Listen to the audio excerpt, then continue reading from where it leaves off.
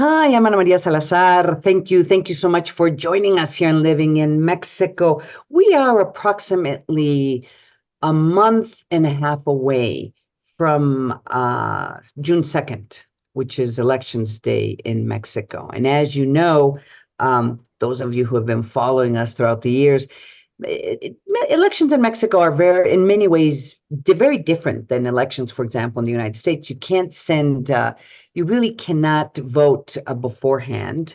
You cannot mail your vote, with the exception of Mexicans living abroad who had to register. They have to register themselves and be in order to do that.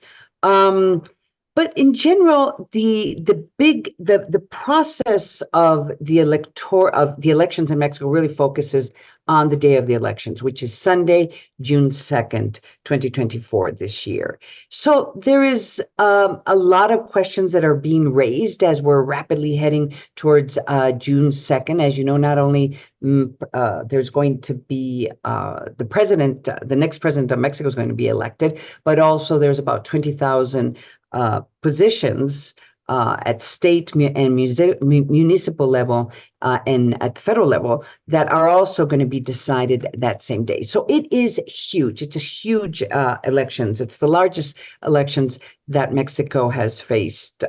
So what are the big issues that we should be focusing on? Well, I really appreciate today's guest, Gustavo Almaraz. He's the executive president of GEP, which is Grupo Estratégico Político. Gustavo, welcome to the show. Well, let's start with the big question. What are the issues that we should be focusing right now as we are 2.5 months away? Well, first of all, thank you, Ana Maria, for having me here in your program. Going into it and to the analysis, I would say that first of all, you already said it. It's a huge election. It's a very important election. It's a historic election for many reasons. First of all, not only because of the size, I think we Mhm. should be focusing on where the election might end up. There's a huge question mark around democracy, around how fair the election is, how the authorities are playing. Are they weak? Are they strong? How is organized crime playing in this election? It's also a historic election because you have the two heads, let's say, that could win the election are women. So there's a huge probability of having a women president, which is honestly great. It's also an election that will be, in a sense, impacted by the U.S. election. This happens every 12 years. So there's a lot of reasons why this is a historic election. You know, we should be focusing on a lot of the things that I just mentioned, but mainly what are the proposals and where each candidate wants to take Mhm. the country moving forward. Right. Well, you know what I think it's been interesting in the last couple of weeks is just kind of focusing on what the presidential candidates are saying and what their platforms on. You have on the one hand Claudia Sheinbaum, who is the President Manuel López Obrador's candidate. She's candidate for the Morena coalition, who basically says that things are actually going pretty well, even in such difficult issues as security. The economy is doing well. So what we really need to focus is improving this transformation that was initiated by President Manuel López Obrador. On the other hand, you have Xochitl Galvez, who's basically saying, no, things are not going well. We have to do very important changes, not only in terms of a new security strategy because it's not working, but also we need to strengthen the economy in some aspects, even though she assures she's not going to take away all these social programs that President Manuel López Obrador has been pushing. Neither candidates have really explained where all the money is going to come for these social programs. So this vision of the world that is being reflected by the candidates is quite different. I mean, is the electorate, do the voters also see this difference? So first of all, I'm not surprised, you know, that either one of them is setting those boundaries and putting those proposals moving forward. I think candidate Sheinbaum is playing it safe. Right. There's two major reasons why. I think She understands that President Lopez Obrador's platform is still popular. He is still a popular president. She is heading up the polls. So why would she shift and say something different that might hurt her campaign? So she's playing it safe, you know. She's very strong in many parts of the country, especially in the South. So I do think that there's a part of the people, Ana Maria, that do think that candidate Sheinbaum represents the continuance of the forced transformation that President Lopez Obrador brought. And I think, on the other hand, Xochitl Galvez she is trying to talk to those that have been affected by the policies of President Lopez Obrador's fourth transformation. And you have many of them. You have security issues, you have education issues, health issues. Now you have water issues, you have financial issues. So there's many of them that are being brought up by Xochitl Galvez. I do think that there is a part of the population that is listening to either one of them, that want either the continuation of that strategy, or to listen to Xochitl Galvez because they are not happy with what's going on in Mexico. So I do think people do hear part of those conversations. And then, of course, there's this third presidential candidate, which is Jorge Álvarez Maínez from Movimiento Ciudadano, Citizens Movement. Do we have any sense as to how his candidacy is going to play out? I mean, is he going to grow? He doesn't have, in most of the polls, he has at least what I guess at the most 5% of the vote.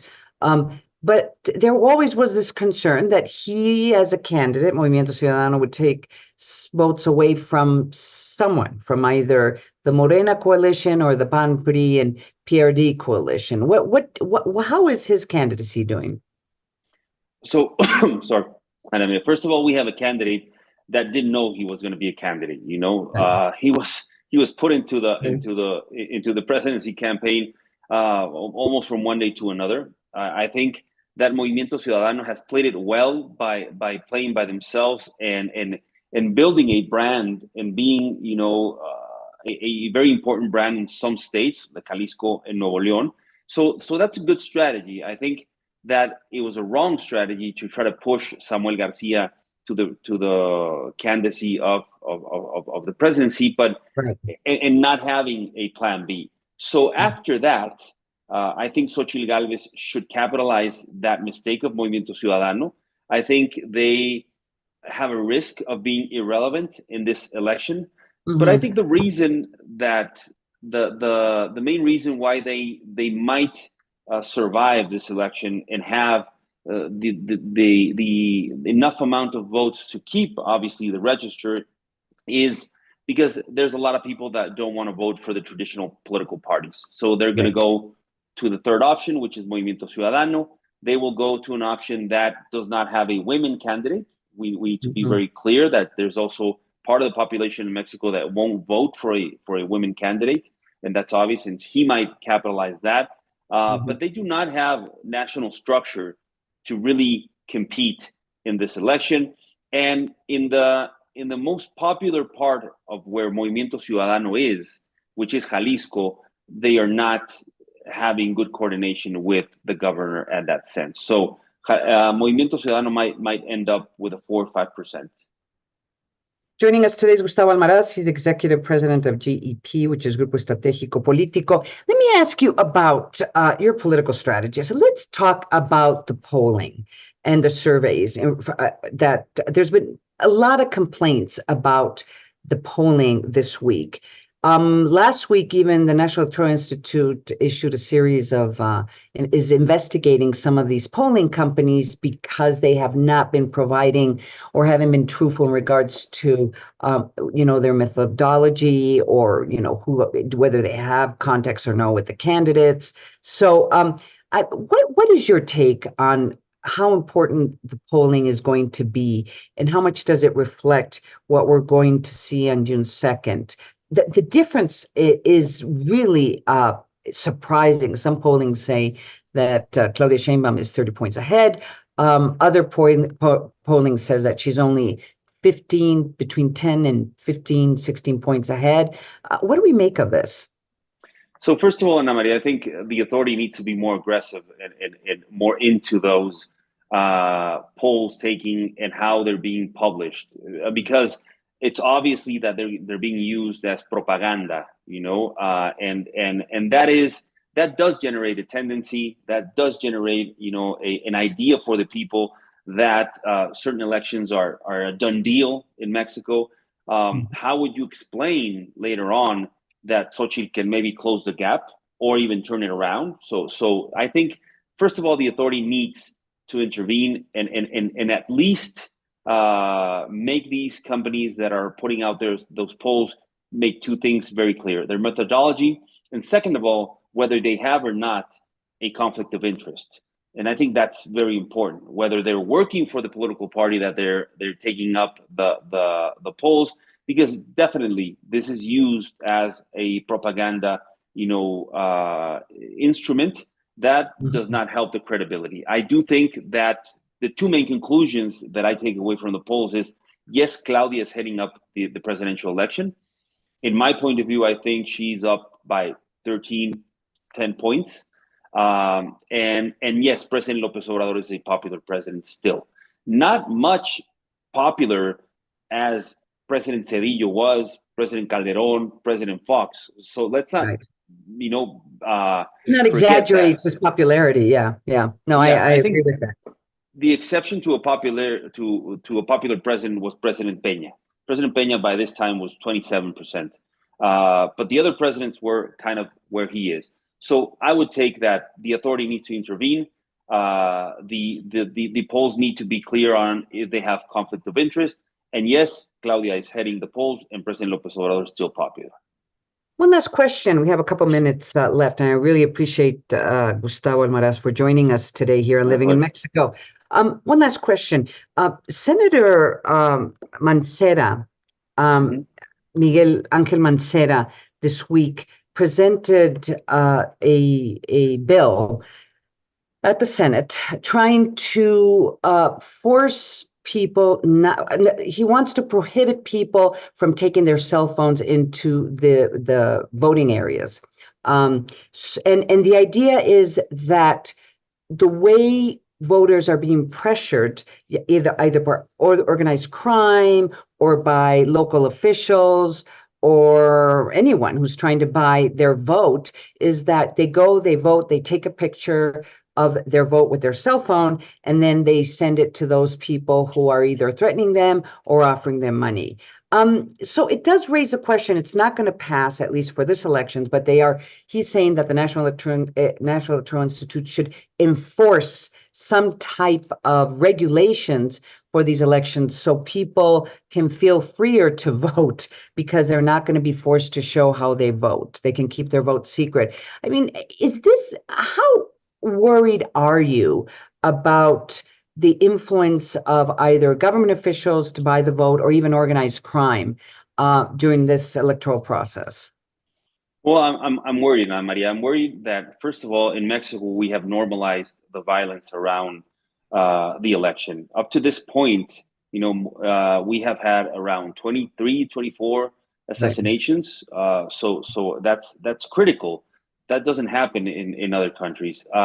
So yes, the official money or non-official money will run through the election, and that is obviously to be worried about, and how they would pressure for some votes. I still think that the 2nd of June will be a good day.